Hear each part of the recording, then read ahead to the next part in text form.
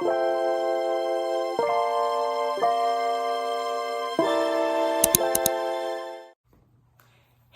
everyone, and thanks for tuning in. And hi guys, yes, it is Monday, where we come in and talk about the mental health piece and how we can use tools to help us. So guys, today I will be talking about postpartum depression. And the word postpartum means after birth. So postpartum depression is talking about depression after the baby is born. For many women, this term is correct. They start feeling depression, and sometimes within the first year of having their baby. But researchers show that some women start to feel depression while they're still pregnant. You might hear the term perinatal depression. And perinatal is to describe the situation. The word perinatal describes the time during pregnancy or just after birth. Researchers believe that depression is one of the most common problems women experience during and after birth. We know that women may also experience anxiety around the time of the pregnancy. Beyond just being nervous about having a baby, anxiety during and after pregnancy is a common depression, and many even have the same depression at the same time as depression. So you may also hear perinatal depression and anxiety or perinatal mood and anxiety disorder, used to describe what the women may have or how they are feeling. And guys, like I say, what are some signs of depression? Women with depression or anxiety around the pregnancy tell us they feel extremely sad or angry without warning, foggy or have trouble completing tasks. They feel like robotic, like they are just going through the motions, and they are very anxious around the baby and their other children. And also, many women feel guilty and like they are failing at motherhood. Usually irritable and angry. They often have little interest in things they used to do and scary about upsetting thoughts that don't go away. So guys, they're having thoughts and things that are happening to them and they're just not going away. But see guys, what people don't realize, this is a very, very common thing to happen. How common are depressions and anxiety during pregnancies after birth? As mentioned before, researchers believe that depression is one of the most common problems women experience during and after pregnancy. According to a national survey, about 1 in 8 women experience postpartum depression after having their baby. And anxiety during and after pregnancy is common as depression and may happen at the same time as depression. But what are the risk factors for depression and anxiety during pregnancy and after birth? Depression and anxiety during pregnancy and after birth can happen to anyone. However, several factors may make some women more likely than others to experience one or both of the conditions.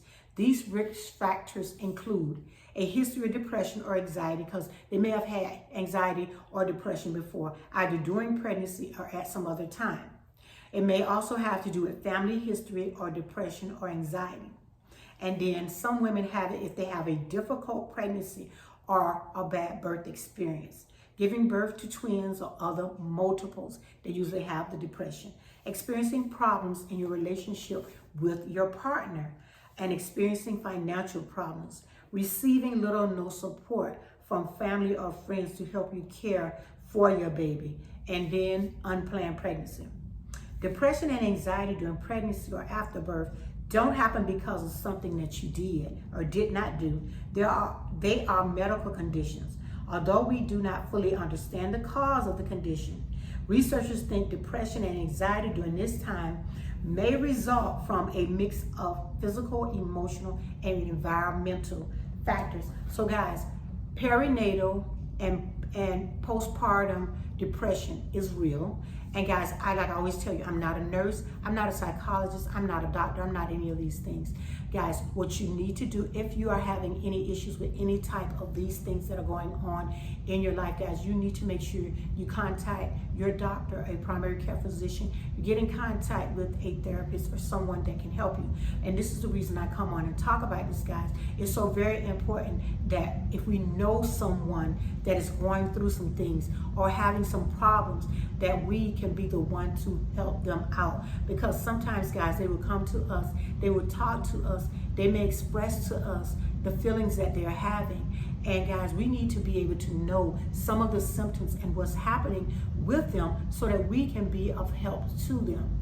We can go over and help do some laundry. We can go over and maybe help them clean, or we can do go grocery shopping for them, or go even to an appointment with them. That really would be a help to them. I just can't imagine, because guys, when I had my children, I did have some type of depression, and I always say I have two sets of kids. I have the older, and then I have 10 years between my children. So you need to have people behind you to help you when you're having your children. You need I always say a backup plan, or you need someone to help you, because guys, giving birth, and with my last kids, I was like 38 and 39 when I had the boys. So it was a whole different ball game, and I was so nervous because because I had kids that were older, and I was trying to figure out, well, is this the right thing? I'm having kids. I was worried about having kids at an older age, and you kind of think, okay, is something going to be wrong with them? Are we going to have some problems? And I did have complications with the last two kids that I have.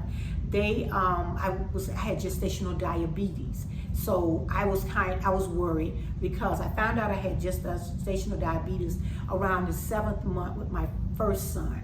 And so I was kind of in and out the hospital and to the doctor's office. And he had called me one day. He was like, you need to come in right away, because I was having some issues. My sugar levels were very high. I wasn't aware of that then, but I know diabetes ran in my family. But I didn't know anything about gestational diabetes, so they had to kind of educate me on knowing that.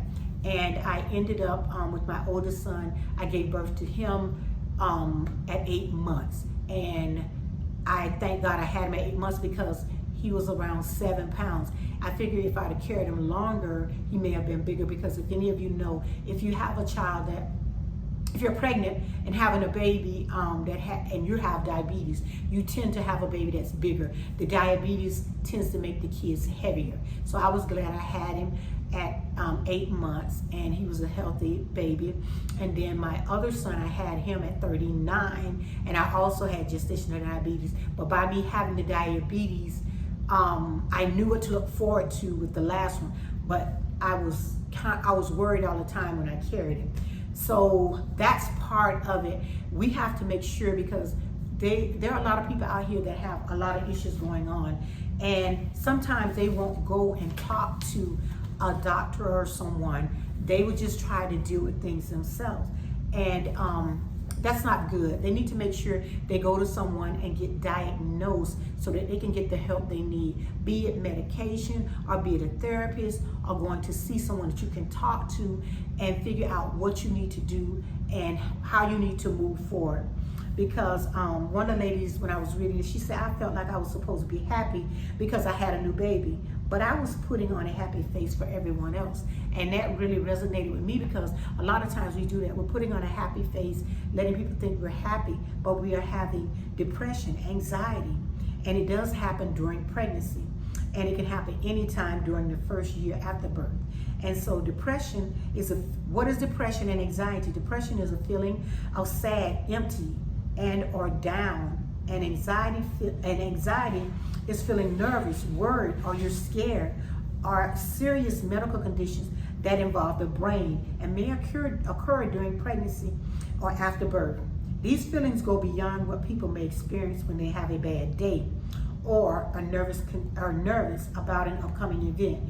They are also more than just feeling moody or having the baby blues. So guys, that's what I told you on last week. Some people say, oh, you're just having new mother blues. But guys, right now we know that there are people out here that can help you, therapists, psychologists, psychiatrists, so that you can get the necessary tools to help you. So guys, I hope me coming on and talking about this can help someone out there who needs help, or you can pinpoint if you have a friend, a cousin, a loved one that may be going through this, that you may be able to pinpoint and know what's happening and be able to get them the necessary tools so they can get the help they need. Just like I told you guys, seeing a therapist is not a bad thing. Sometimes we have to learn to be able to pour out.